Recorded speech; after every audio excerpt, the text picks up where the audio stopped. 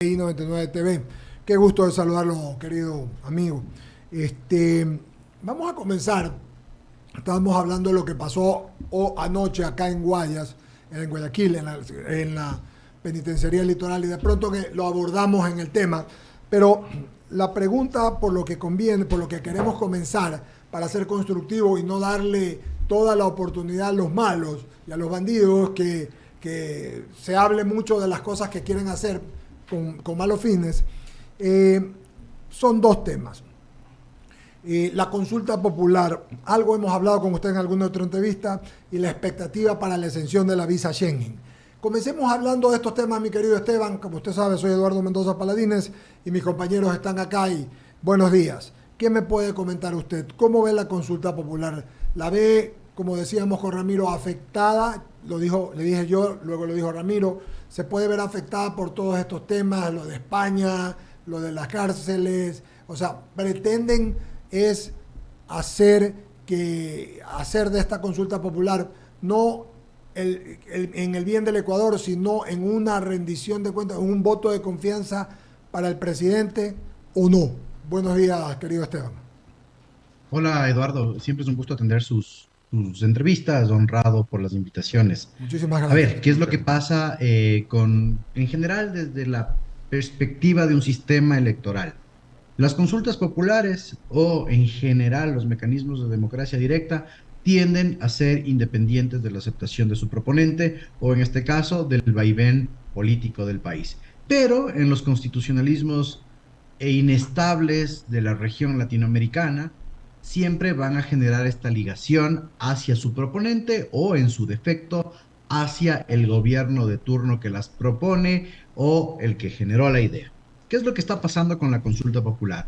Yo creo que hay que identificar un camino en la historia reciente del cómo fue propuesta, pero principalmente cuáles son las finalidades de la misma, ¿sí? Y hagamos un parangón con lo que pasó con Guillermo Lazo. La consulta popular de Daniel Noboa, creo que es la consulta popular que por primera vez se la propone dentro de un plan de gobierno y plan de trabajo, obviamente después, o con la excepción de la constitución, de la constituyente del 2008. Entonces, eso le condicionó a Daniel Noboa a que la ejecute. Es una consulta popular diferente, ¿y por qué digo diferente? Porque se esperó que sea inmediata después de la posesión presidencial, pero no fue. Creo que las preguntas inclusive se estuvieron debatiendo dentro del staff de confianza de Daniel Noboa y es una consulta, digamos, rápida. Más o menos lo que pasó con la consulta popular de Lenín Moreno. Es decir, es una consulta que no va a ser explorada en profundidad como lo que sí pasó con la consulta de Guillermo Lazo y que por eso se vació el contenido de la misma. Ahora, esta maniobra de Daniel Noboa es de continuidad de aceptación y de popularidad. Mira lo que va a pasar, Eduardo. Tenemos consulta popular en abril, posiblemente en junio, julio, el lanzamiento de ADN como movimiento político y de ahí ya tenemos primarias y elecciones. Entonces, es para tratar de darle esa continuidad. ¿Qué es lo que pasa en este caso con esta con esta consulta en particular? El primer bloque entregado por parte del gobierno a la Corte Constitucional para su respectivo dictamen era paupérrimo en cuanto a la técnica, ¿sí? El segundo bloque mejora. Sin embargo, todavía hay y nos quedan ciertas preguntas que son inoficiosas, como por ejemplo el tema de la titularidad de los bienes de origen ilícito. No es necesaria esa pregunta, ya tenemos una ley aprobada el 8 de febrero y que está para sanción presidencial. El aumento de penas en 11 delitos específicos, hubo la oportunidad en el segundo debate del COIP en la Asamblea Nacional de realizarlo y de hecho se propuso un aumento de penas en 6 de esos 11 delitos. Entonces vemos que es un tema también muy ligado y que tiene esta vinculación a la aceptación de Daniel Noboa. Obviamente, si es que la consulta popular nace desnaturalizada, en virtud de una medición de popularidad o de continuidad de popularidad del presidente, va a tener el mismo efecto de arrastre electoral que el propio presidente. ¿Sí? Entonces, Daniel Noboa tiene su primera medida impopular, el aumento de un impuesto que fue ofrecido en campaña que él no aumentaría impuestos por ser un periodo extraordinario. Obviamente hay una justificación de fondo, que es el conflicto armado interno, ¿sí? Después de eso, ya tuvimos un reagendamiento del plan de gobierno en virtud del clivaje producido el 8 de enero con la toma de un medio de comunicación televisivo y la declaratoria de estos grupos criminales como terroristas. Gran clivaje. Ya se hizo la primera fase de contención. Estuvimos en estado de excepción, estuvimos en toque de queda. La propia Corte Constitucional le dijo al presidente Noboa en su dictamen de constitucionalidad del Estado, ok, te damos, perdónenme el coloquialismo en la expresión, te damos el estado de excepción, pero debes tomar medidas estructurales. Y estamos en la fase de toma de medidas estructurales en este momento, pero tenemos un primer amotinamiento, en este caso en la regional del Litoral. Bien complicada la situación porque esto, al tener una ligación tan fuerte con el presidente, la consulta popular me refiero, va a ir al vaivén de la aceptación del presidente. Y ya vemos que se están disparando por ahí dos preguntas, al menos en el consciente racional del elector, que se está yendo por el no. El primero es el tema de la pregunta de referéndum, que es el cambio de régimen laboral, y el segundo, la titularidad de bienes de origen ilícito, porque ya hay ley y no es necesaria. Entonces, poco a poco, aunque estamos a menos de un mes de volver a las urnas, ya se empezarán a debatir la necesidad o no de las preguntas. ¿Y va a ser afectada la consulta popular? Sí. Que corra riesgos, como tener ese 8-0 que tuvo Guillermo Lasso, perdón la expresión, futbolística, no creo. Pero no, tampoco creo que se convierta la consulta popular en ese trampolín fuerte que espera el candidato presidente. Qué interesante definición, Esteban, porque me dejas tranquilo, ya lo he escuchado un par de veces, la consulta tiene asidero porque el presidente tiene popularidad y Ramiro lo decía antes, unen los dos o confluyen los dos ríos tal cual lo hacen el Daule y el Babahoyo cuando se unen y hacen el Guayas. Es decir, la popularidad del presidente con la consulta popular. Me gusta el símil, uno. Y segundo, además me parece muy interesante que se hable de que, o sea, porque todo el mundo comenta, ya con esto, si gana la consulta, largamente ya el presidente va a ser reelecto, lo estás dejando claro, eso es otra cosa. La consulta popular es una cosa y para la elección faltan muchos meses y tiene que demostrarse en la cancha, para usar una metáfora con el fútbol, que la gente se sienta no solamente segura, sino también con trabajo y con economía, con una economía sólida, ¿no? Así que celebro y por eso lo resumo para la audiencia. Mi segunda pregunta, para pasarle a mis compañeros, a propósito, ya está Jaime Velázquez, después de Ramiro lo vamos a poner en plataforma. Mi segunda pregunta, Esteban, sigo en el mismo carril. Estamos de acuerdo que el tema del trabajo por horas hay una gallada que no lo soporta. Ellos han estado desde los años 60 y viven de eso. Sindicatos, abogados, que bueno, ya sabemos todos los que ponen un grupo. Y por otro lado, también veo gente que está contra el tema de la extradición. O sea, se han unido un poco de gente, algunos que gustan del status quo y otros que no es que son pues muy cristianos. Al unirse estos dos, en alguna pregunta, o en una o en dos, van a tratar de que esto no sea una cosa que tenga mayor incidencia. En esa incidencia, mi querido Esteban, ¿tú ves esa incidencia posible? O sea, ¿crees que el presidente pueda ganar unas preguntas y perder otras? Y si fuera así, ¿esto lo afecta o afecta al Ecuador que gane unas y pierda otras, pero que en el macro gane en lo general? Muy bien, a ver, Eduardo, interesantísima tu pregunta porque lo hemos tratado de realizar y como les he comentado previamente, en la universidad tenemos un club con los estudiantes de análisis político y prospectiva. Hemos tratado de agrupar la consulta popular en ejes temáticos, ¿sí? El primer gran eje temático es la seguridad, ¿no es cierto?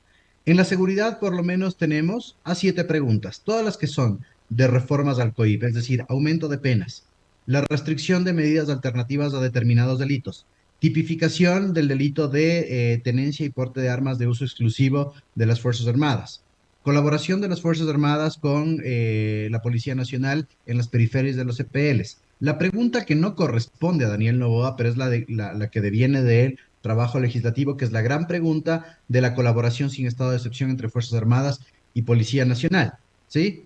Y tenemos inclusive linkeado a esta la pregunta de las judicaturas constitucionales especializadas, porque tiene que ver con el abuso de las garantías jurisdiccionales. Entonces, el primer gran eje de seguridad, ¿sí? Que se lleva más del 50% de preguntas, tiene una significancia relevante con democracia y Ecuador. ¿A qué me refiero con democracia y Ecuador? Seguridad. Es decir, la persona que no vota a favor de estas preguntas podría caer en este polarismo que ya lo está infundiendo el propio presidente Noboa de no votar por el Ecuador, ¿sí? Incluyendo el tema de la extradición. Ahora, tenemos otras dos preguntas sueltas y que van independizándose de ese gran grupo, como es el tema de el régimen laboral. Siempre va a tener sus detractores, porque el régimen laboral, recordemos que históricamente es una lucha de derechos adquiridos. ¿Y cuál es el temor de esta pregunta en el Ecuador? Que no estimule el trabajo, la contratación por horas en una primera relación laboral, sino que permita la precarización laboral. ¿Y eso por qué? Porque lamentablemente este tipo de propuestas y conforme funciona en el derecho comparado, países como Uruguay, como Argentina, requieren de muchísimo control de la autoridad estatal. En Uruguay lo hay, en Argentina no. Sí, esa es la polarización.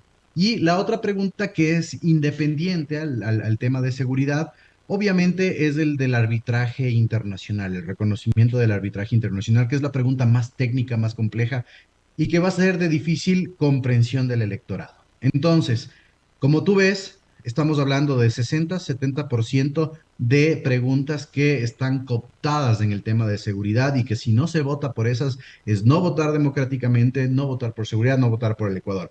Por eso la estrategia actual del presidente Noboa, ¿sí? Y de los grupos que se están adhiriendo a él, grupos políticos y no políticos, es vota por toda la consulta porque es seguridad, porque no le van a dar espacio a la disquisición, a la discusión de cada una de las preguntas. Lo que pasó, por ejemplo, y esto vamos a ir sacando los parangones con la consulta de Guillermo Lazo, creo que ha sido la consulta popular más debatida en la historia del Ecuador, ¿sí? Estuvieron ustedes como medios de comunicación, nosotros desde la academia, desde el tema profesional, y discutimos ampliamente esa consulta popular y con mucha fuerza, inclusive con polarismos. Perdón la expresión, yo me fajé con colegas en el tema de la discusión de estas preguntas y esa consulta popular sí dio lugar a que personas voten por sí y por no en cierto nivel. Pero acá se está encuadrando, perdón, se hace un encuadre de consulta popular igual a seguridad y va a ser muy difícil desapegarse de esto porque las preguntas no son dispersas y se vendría un escenario favorable a Daniel Noboa Eduardo.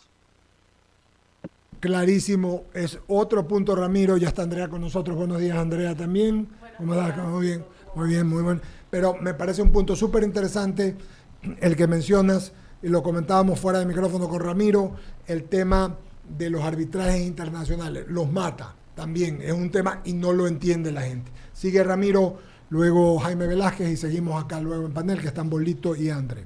Esteban, ¿cómo te va? Buenos días. Ramiro Cepeda te saluda. Ramiro, siempre es un gusto escucharte. Igualmente, inteligente la dinámica del gobierno de no separar ni disgregar las preguntas porque no quiere sentirse perdedor en el evento de que una u otra no le juegue el número, ¿ya? Porque yo creo que sí debería haber actores, así como las cámaras demandan la inconstitucionalidad de ciertos impuestos por el trámite que siguió la ley, deberían abanderar el tema del trabajo por horas, porque para mí no es una precarización, es darle la oportunidad al que no tiene trabajo, no al que sí la tiene. No es que vas a sacarlo de su formalidad a trasladarlo a una formalidad por horas que evidentemente es insuficiente que la primera. O sea, eso me tiene... lo tengo claro políticamente. El tema de la cláusula compromisoria como país para el arbitraje es una necesidad para los negocios, pero que como tú lo dices también, demasiado técnica como para digerirla, que la digiere el electorado. Por tanto, hay que venderla de un solo golpe. Con estos antecedentes que recojo tus comentarios, afrontar esto en estos días que nos quedan, 3 semanas, como gobierno, no va a haber la discusión académica, sino va a haber la discusión emocional. ¿Qué nos toca hacer a nosotros? Porque no hay tiempo, y el que me diga lo contrario no ha leído las preguntas, no hay tiempo para discutirlo todo. Sí, Ramiro, ahora yo me adhiero a tu comentario. No hay tiempo para hacer un debate de la consulta popular. Y además, eso fue la estrategia del presidente Noboa, ¿sí? El presidente Noboa señaló que la consulta popular se iba a realizar dentro de los primeros 100 días de gobierno. No se le ejecuta dentro de los primeros 100 días de gobierno, pero sí dentro de los primeros 100 días de gobierno ya teníamos dictamen de constitucionalidad, ¿ya? Obviamente la Corte Constitucional también le ayudó al presidente Noboa para obtener dicho dictamen, Ramiro. Eso también tenemos que ser conscientes. Con esto no quiero decir que la Corte Constitucional haya favorecido a Daniel Noboa, sino que le ayudó con la separación de las preguntas por la falta de técnica y le ayudó a estructurar inclusive temáticamente las preguntas. Está bien que la Corte lo haga, pero es la primera vez que vemos eso. Entonces, la estrategia de Daniel Noboa justamente es que la consulta no sea debatida y que sea una consulta rápida.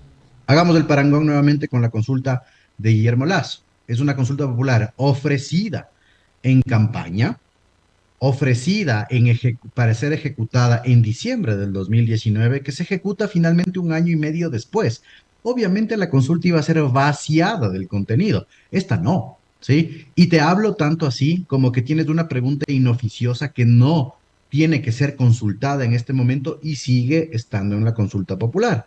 Titularidad de bienes de origen ilícito. Tenemos una ley aprobada en la Asamblea el 8 de febrero que está para sanción y veto presidencial. ¿Es necesario que nos consulten eso? No. Entonces la estrategia es que la consulta popular, ahora sí, como un solo ente, vaya generando la aceptación necesaria de seguridad. Eso es todo y la estrategia es que sea una consulta rápida, no debatida. Como estábamos diciendo, estamos a 3 semanas de la consulta popular prácticamente. E inclusive la saturación de la agenda gubernamental hace que ni el propio presidente Noboa te hable de la consulta popular. ¿Qué pasó en el gobierno de Guillermo Lasso? Tuvimos una vocera que se conocía de la A a la Z, la consulta popular, me refiero a la doctora Sichel, y que tuvo que hacer esta locución y ser la representante per se de la consulta popular. Acá ni siquiera hay esa necesidad, ¿sí? Entonces, ¿que esto le vaya a generar un retro a Daniel Noboa? No creo, pero ¿sabes qué sí va a suceder, Ramiro? Que con los resultados de la consulta popular va a ser una medición de termómetro de aceptación de Daniel Noboa de cara a su candidatura. Porque una de las cosas que pasó y que no midió Guillermo Lasso en la consulta popular era la estratificación territorial del voto, porque el comportamiento del electorado en la consulta popular de Guillermo Lasso fue súper raro. Lo que pasaba en la sierra, que fueron negativas intermedias, lo que pasó en la costa del país, que fueron negativas rotundas, lo que pasó en la región oriental, nuevamente negativas rotundas. Entonces le va a dar un mapa de aceptación al presidente Noboa y en general a las organizaciones políticas para saber dónde hacer campaña, ¿no? Entonces, finalmente esta consulta popular va a ser eso, un termómetro. Ahora, cambios estructurales, Ramiro, yo veo que el tema de la consulta popular y de la pregunta de la colaboración Fuerzas Armadas, Policía Nacional, la que deviene de la Asamblea, va a ser un triunfo para Guillermo Lasso. La propuesta vino de él. Y Guillermo Lasso y lo que queda de Creo, tal vez con Esteban Bernal, van a capitalizar esta pregunta y si no lo hacen, pierden una oportunidad. Las demás preguntas es solo capitalización de Daniel Noboa, ojo, ¿sí? Por más de que tenga una cachiporra en la Asamblea Nacional de una organización política que hasta camisetas se pusieron que dicen sí, sí, sí, sí, sí. No, esto lo va a capitalizar solo él. Y para las demás organizaciones políticas en oposición, hablemos del PSC o en su defecto la Revolución Ciudadana, va a ser un mapeo territorial de cara al 2025. Y lamentablemente que 100 millones de dólares prácticamente, porque también tiene costos indirectos la consulta popular, sean destinados solo a eso. Cambios estructurales, la del arbitraje, que sí te va a generar un cambio estructural, la pregunta del régimen laboral y la de los jueces constitucionales. Las demás preguntas prácticamente inoficiosas y que con otras técnicas pudieron ya haber estado en este momento en la Totalmente de legislación. acuerdo, Esteban, has desarrollado bien el tema. yo quiero hacerte una pregunta que está aquí dándome vuelta. Sobre el tema de requisitos para asambleístas, que es algo que le hemos venido comentando en extenso, largo, muchas veces. Yo creo que habría que comenzar por un requisito básico, que sepan leer y escribir, ¿ya? Y que alguien les tome un examen. Oye, qué buena. ¿Ya? Que alguien les tome un examen, porque si mi profesora Cecilia Ansaldo se los toma, media asamblea no se posesiona. No sé si estamos de acuerdo, oye, estoy siendo muy irónico, no. pero es la realidad. Esteban, solo para apoyar a Ramiro, ya está Javier Segarra con nosotros. Buenos días, Javier, también. Hola, Me ha hecho reír. Yo recuerdo hace muchos años que una gallada de diputados se fueron y no entendían nada y se fueron a comprar, tú te acordarás, el escolar ecuatoriano. Pero por lo menos sabían leer, pues, para saber la definición de Estado, nacionalidad, etcétera. Pero lo que dice Ramiro es totalmente el lugar. Perdóname que acompañe la pregunta. Por eso su comentario, Esteban, leer y escribir, que es lo básico. Siempre, Ramiro, créeme que una de las cosas que disfruto en las entrevistas con Ino29 es este humor que tienes. Mira, antes de leer y escribir, no se habla de títulos ni nada, y sí, me cuesta decirlo, porque ustedes saben que me debo a una universidad, que el título en muchas de las ocasiones no es garantía de conocimiento. ¿Por qué? Porque no hay las exigencias respectivas en las casas de estudio, o se estudió lo que uno no quiso, ¿sí? Pero aquí viene una responsabilidad, y ahí es donde pugnamos nosotros como academia para que se refuerce los cambios en las organizaciones políticas respecto de la formación político-partidaria, y no solo ideológica, sino de cómo funciona el Estado. Las organizaciones políticas, Ramiro, y esta solución la hemos planteado 1000 veces en la Asamblea Nacional y no nos han escuchado. Las organizaciones políticas, por definición, ¿sí?, son entes públicos no gubernamentales. Eso es lo que te dice, porque son financiados por el Estado. Entes públicos no gubernamentales. Y al estar y tener esa calidad, tranquilamente puedes acudir a las instituciones del sector público, universidades, hay grandes universidades en el sector público de pregrado y de posgrado, y debe haber el requisito de formación y preparación de estos candidatos, para que por lo menos, y no digo, yo no sé el artículo 1 de la Constitución de memoria, pero el razonamiento está ahí, por lo menos que sepan la estructura básica del Estado. Segundo, que conozcan su quehacer democrático en la Asamblea. No puede ser que las leyes, las mociones y demás se queden en el aire por desconocimiento del procedimiento parlamentario, ¿sí? Eso ya en lo técnico. Ahora, a lo otro, lo que tú dices, por favor, también tenemos que hacer nosotros como ecuatorianos un castigo en las urnas. ¿Y a qué me refiero con esto? A que el escrutinio público tiene que ser más fuerte y nosotros debemos propender a los debates y empezar a hacer esas disquisiciones de lo que nos están proponiendo. Por ejemplo, cuando tenemos elecciones seccionales, la gran cantidad de propuestas que nos hacen los candidatos a alcaldes, prefectos, juntas parroquiales y demás, ni siquiera son competencia de estos, ¿sí? Entonces, partamos desde ahí.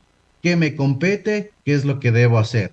Y perdóname también los asambleístas, que eso también lo he dicho con ustedes, Ramiro y Eduardo, siempre, cuando lleguen en la oferta de campaña, dicen, vamos a crear la ley del no sé qué, vamos a crear, ok, por lo menos demuéstrame que tienes redactado 7 artículos sustanciales de cambio. Porque extinción de dominio, llegaron un montón de asambleístas con esta ley, especialmente el bloque que ya sabemos, construye, pero ya estaba una ley redactada, entonces ¿de qué sirvió? ¿Sí? Entonces ese escrutinio social al que nos debemos profundizarla. Desde nuestros roles, Ramiro, ustedes sentar al candidato asambleísta, ok, ¿cuáles leyes? ¿Qué artículos? ¿Qué vas a cambiar?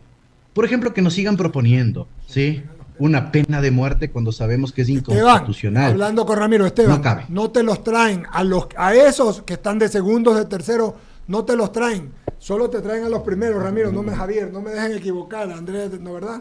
Traen solo a los que hablan, a los que medio hablan. Sí, porque otros no saben ni leer porque le dan escribiendo el discurso y tampoco pues lo también leen hemos bien. visto de esos que les dicen cuánto es el presupuesto. Le dicen en el oído tanto. Y solo recuerdo, antes de pasarle a Jaime Velázquez, hubo un asambleísta que dijo, oiga, señor presidente, su primera intervención dijo lo siguiente, vea, yo esto de la Constitución no sé nada, deberían darnos un curso para explicarnos qué es esto de la Constitución. Está recogido en actas, por un acaso. No estoy faltando a la verdad, me abstengo del nombre porque es un colega. Le paso a Jaime Velázquez. Jaime. Gracias, buenos días con todos. La Buenos verdad días. es que un placer estar aquí. Esteban, la verdad es que bien tenerte por acá para conversar un poquito. Hemos tocado ya el tema de, probablemente, los asambleístas y probablemente la consulta. Hay un tema más que se tenía pensado tocar contigo y era en la visa Schengen. Y es que en un momento dado no se aprovechó el momento para utilizarlo. La pregunta del millón es, ¿cuál es el siguiente camino? Porque está eso entrampado y aparentemente no hay solución. Desde el año 2009, Jaime, ¿sí? Se creyó que con el cambio constitucional las relaciones internacionales iban a ir mejorando, ¿sí? Pero obviamente en el ámbito de las relaciones diplomáticas es bastante complicado. Yo siempre fui renuente a que este visado nos vayan a dar como ecuatorianos con un baño de realidad, justamente porque las políticas migratorias en Europa a partir del año 2014, ¿sí? Y esto fue una resolución de la Comunidad Económica Europea, de la CEE, fueron cada vez más fuertes, ¿sí? Para mí fue solo una esencia discursiva que aumentó o bajó de acuerdo a cada uno de los gobernantes, ¿sí? Obviamente, creo que en el periodo de Alianza País hubo tal vez un baño de realidad de lo que podía suceder y que esto no iba a cambiar, ¿sí? Tampoco hubo, digamos que fuerza de negociación ni voluntad de negociación. Después de eso, Lenín Moreno se olvida evolutivamente de este tema, pero Guillermo Lazo lo reactiva. Y lo reactiva de una manera innecesaria, porque lo reactivó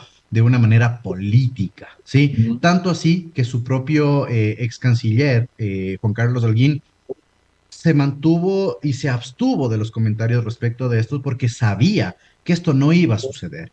Pero nuevamente se reactivó y esto es un estricto baño de realidad de lo que se venía realizando, porque no hubo continuidad en las negociaciones ni de posturas. Ahora, que esto afecte en el medio ambiente político, muy complicado, Jaime, porque el tema de la visa Schengen, o al menos la liberalización digamos, de los requerimientos de acceso a determinados estados o comunidades internacionales, es muy de la política coyuntural utilizarlo como discurso, pero es muy complicado en la ejecución. Y el gobernante que en este momento esté utilizando eso como maniobra política, más complicado aún. Correcto. Te voy a saltar el tema de justamente hablar un poquito de lo prometido en un momento en campaña y lo que se hace realmente.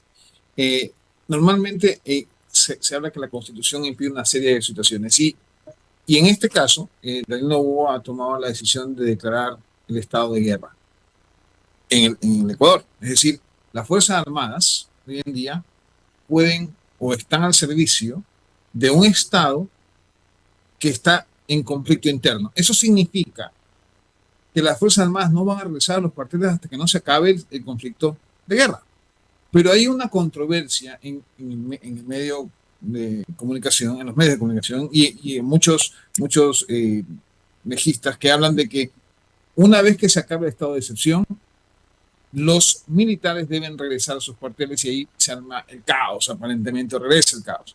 ¿Qué tan cierto es esta postura? Aparentemente, según ciertos militares, dicen que no es así y que efectivamente las Fuerzas Armadas se van a mantener en las calles hasta que se acabe el conflicto interno. Te pregunto esto para Sí, sacar. es muy interesante y es lo que se está debatiendo, Jaime. Obviamente es un tema de coyuntura. Mira, nosotros en este momento tenemos un estado de excepción, ¿cierto? Y un estado de excepción inclusive con una petición de renovación, no sobre la base de un estado de guerra.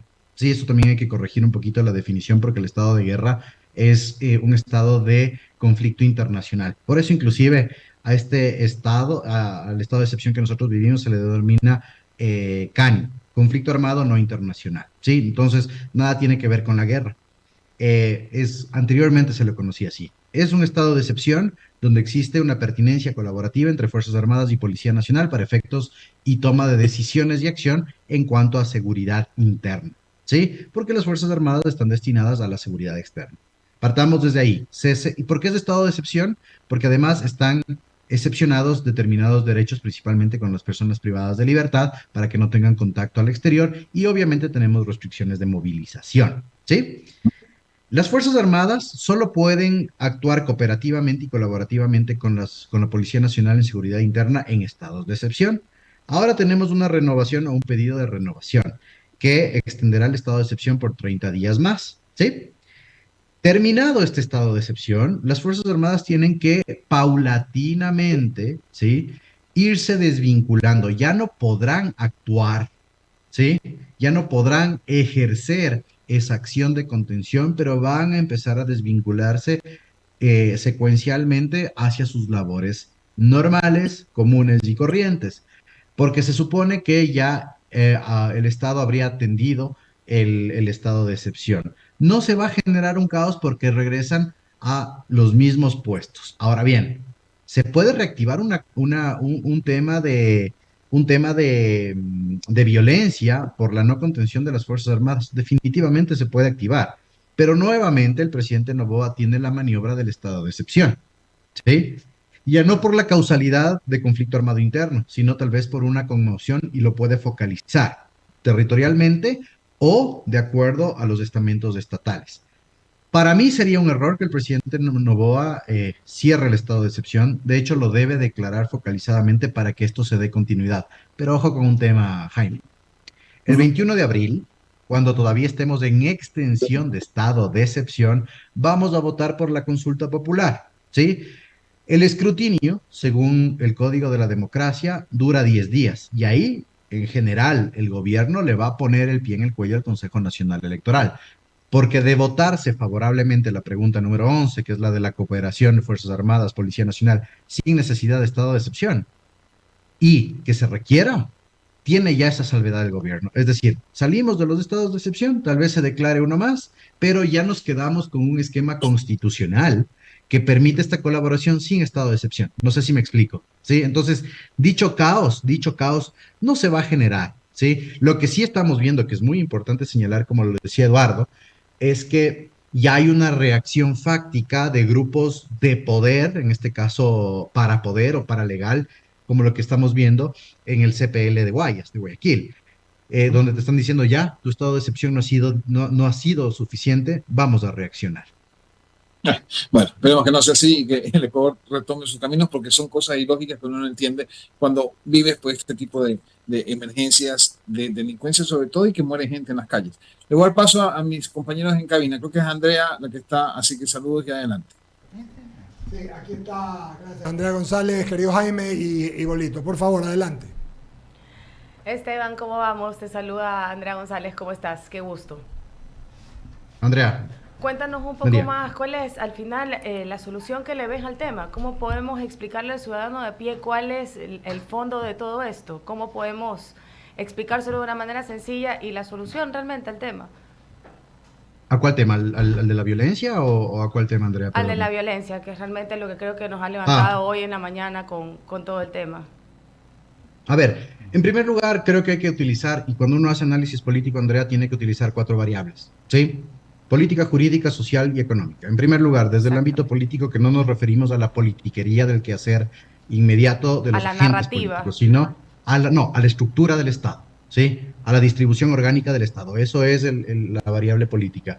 En primer lugar, que dentro de la variable política hay este esquema colaborativo de buscar una sola agenda, es decir, el tema de recuperar la seguridad y reorganizar la estructura estatal para que haya una respuesta a través de las políticas públicas. En el caso específico, vendría a ser que se dé paso en este caso a la consulta popular, siga el esquema colaborativo, Fuerzas Armadas, a Policía Nacional, pero paralelamente el Estado, y eso la Corte ya le dijo al gobierno de Noboa, realice medidas estructurales.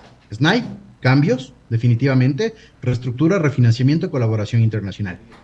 Por ahí. En el ámbito jurídico, Andrea, ¿requerimos de más normas? No necesariamente, porque en el estado de convulsión y ebullición que tenemos, la norma viene a ser un instrumento no preventivo. ¿Tipificas más delitos? No sirve. Entonces, ¿qué es lo que requieres? Y vamos a tener una norma bastante favorable, y eso sí tiene que difundirse ya en el ámbito social, que es que los delincuentes, en este caso, o las personas sentenciadas, no van a poder tener medidas alternativas. ¿Crees que vamos le da tiempo para poder aclarar todo eso a nivel ya del ciudadano a pie, para que tengan idea de qué es lo que realmente están haciendo al aceptar o negar esa pregunta en la consulta? A ver, es que no me puedo mostrar con una favorabilidad en este caso a la consulta popular porque ya viene del discernimiento de cada uno de nosotros, ¿no es cierto? Pero digamos que Sí, trato de reducir o tropicalizar el lenguaje, ¿sí? ¿Va a servir la consulta popular para combatir la delincuencia? Sí, sí, sí. En conjunto y estructura, sí, pero va a estar condicionada a acciones gubernamentales. Es decir, te abro la puerta, pero tú tienes que entrar. Entonces, si van a votar sí por la consulta popular, luego toca hacer fiscalización o estar pendientes de qué es lo que el gobierno ejecute. Eso sería, a grosso modo, ¿no? Y presionar y presionar y presionar para incorporar la otra variable que te decía en lo social, que se vuelva a confiar en la justicia, porque la justicia lamentablemente en el Ecuador no sirve. Entonces, por ahí iría en el tema de la consulta popular. ¿Te va a solucionar los problemas en temas de seguridad, Andrea? Sí, siempre y cuando hay una acción posterior que tiene que estar fiscalizada. Perdóname, a veces me resulta difícil bajarle el tema del lenguaje, pero ya es la costumbre de las clases. No, y está bien, porque creo que es justamente la manera en que hay que analizarlo, el componente social, el componente de comunicación, que yo veo muy poco tiempo para poder explicar en todas las aristas cuánto poder más menos le puede dar a un poder judicial más menos confiable, como tú dices. Realmente el tema con los que nos levantamos hoy en la mañana en Guayaquil con el tema de la penitenciaría del litoral, habla de, me pregunto yo, cómo entran las armas de nuevo en un estado de excepción a la cárcel. Entonces habla también justamente de un sistema que está infiltrado de alguna manera, es obvio, y todo esto viene también de parte de, como tú dices, las medidas que se toman y el control que tienen a las cárceles, que no es obviamente lo mismo que subir o bajar las penas por tener armas de mayor o menor calibre, pero sí ayuda a controlar. ¿Crees que con el tema comunicación todavía estamos a tiempo para poder discutir esa sana discusión que debe tener la sociedad para poder elegir qué hacer con el tema de la consulta? A ver, comunicacionalmente, mira, yo no creo en la comunicación política, sí, yo no creo. A mí también O me sea, cae mal, la no, verdad. no me encuadra la metodología o que sea una ciencia. Para mí existe una comunicación estratégica con finalidades políticas, ¿sí? Para mí es eso, porque las finalidades políticas son diferentes en cada uno de los estamentos. En este caso, yo creo que debería haber una comunicación estratégica por parte del gobierno y lo que está haciendo es dispersando la atención, porque si es que tú empiezas Ya. a hacer un análisis pregunta por pregunta, con profundidad, bajo esquemas de constitucionalidad y actualidad, le vas a romper a la consulta popular. Lo que pasó con Guillermo Lazo, ¿sí? Por ejemplo, te digo una cosa, pregunta inoficiosa, el tema de bienes ilícitos, de origen ilícito, no es necesario.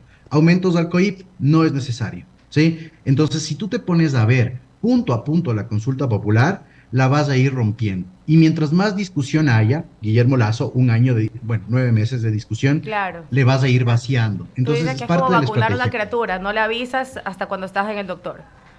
Ya, bueno, sí, exactamente.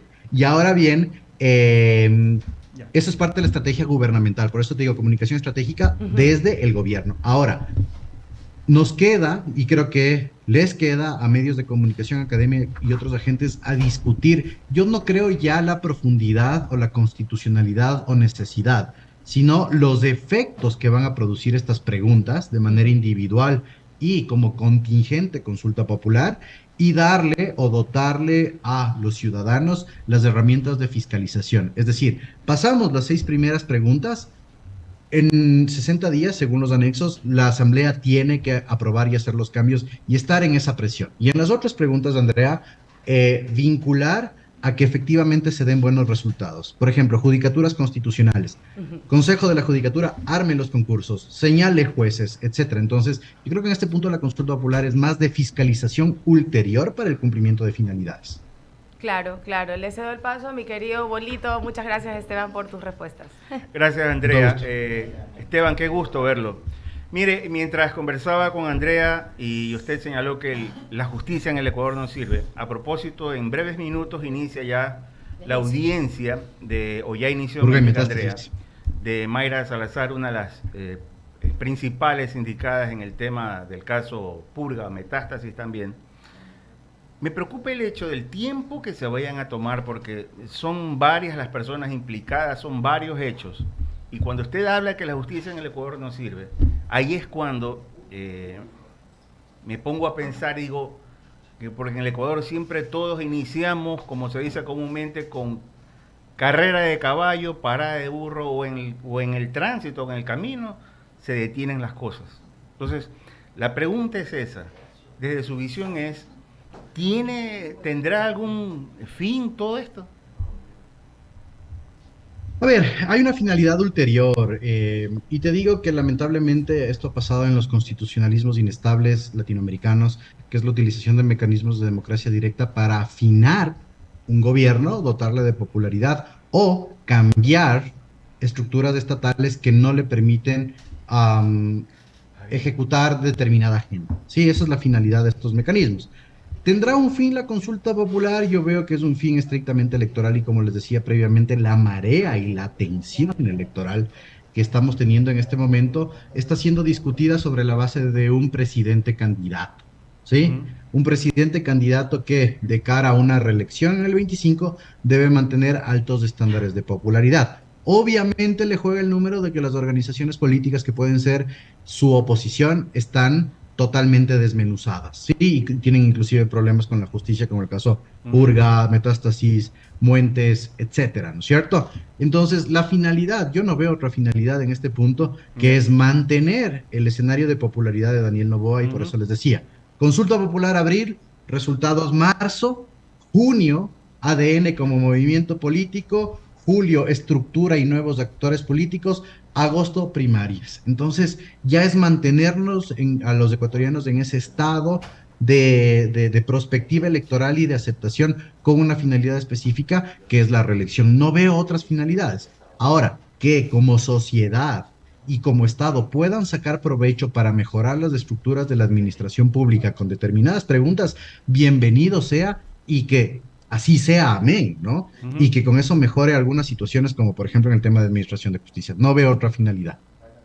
Correcto. Gracias, Esteban. Continúa el licenciado Javier Segarra. Gracias, Bolívar. ¿Cómo le va, doctor? Buenos días. A mí me preocupa una sola situación, y es que en este país, mi querido doc, la institucionalidad sigue siendo la gran interrogante para los ecuatorianos, porque salvo un manotón de ahogado medio queremos salir nadando, pero a la hora de la hora la institucionalidad del Ecuador sigue siendo el punto más débil que tiene nuestro país, doctor. Sí, a ver, yo creo que más que institucionalidad es el reconocimiento de las capacidades de cada uno de los estamentos de la administración pública, ¿ya? El Estado es un ente complejo, compuesto, que tiene dos principios fundamentales, que son la desconcentración y la descentralización con un régimen de competencias, ¿sí? Si es que el gobernante no reconoce eso o desconoce esta situación a nivel de asamblea, a nivel ejecutivo, a nivel de CPCC, o sea, función de transparencia judicial y electoral, entramos en la desinstitucionalización que tú hablas, Javier. Es decir, si tú no conoces cómo funciona, ¿cómo haces funcionar? Yeah. Sí, leo el manual y luego prendo la computadora, pero lamentablemente aquí no es así. Y la improvisación y cambios coyunturales y de necesidades inmediatas particulares hace que se rompan esos principios básicos, y ahí empieza la desinstitucionalización. ¿Cómo reinstitucionalizas, Javier? Fijándote en el régimen de competencias, es lo que siempre se les dice a los gobernantes cuando acuden a nosotros como academia. Fíjate en tu régimen de competencias, mira cuáles son tus límites, y sobre la base de tus límites empieza a actuar. Y la otra cosa que ya es estrictamente necesaria de la democracia 3.0, tal vez de la tecnocracia y demás, es la profesionalización de la política, ¿sí? No se concibe en países inestables que no existan personas con las capacidades profesionales, credenciales académicas y además experiencia para ejercer un cargo público. En este punto y en las crisis institucionales latinoamericanas, una de las falencias más importantes es el desconocimiento de la cosa pública. Entonces, debemos llegar a un nivel de profesionalización de la política, saber qué hago y además saber cómo lo voy a hacer, con conocimientos transversales, porque el político 3.0, según el autor Byung-Chul Han, te dice, ya es una persona preparada para ser servidor público, ya no es un abogado, un periodista, un comunicador, un administrador que va a improvisar en la política. Entonces, creo que hacia allá procuremos ir, al menos, procuremos, o sea, sé que es una utopía, la academia es utópica, pero procuremos ir hacia allá. Doctor, agradecerle por haber estado con nosotros esta mañana. Que me han tomado día, la lección, feriado, me han sacado el aire el día de hoy, Javier. Gracias.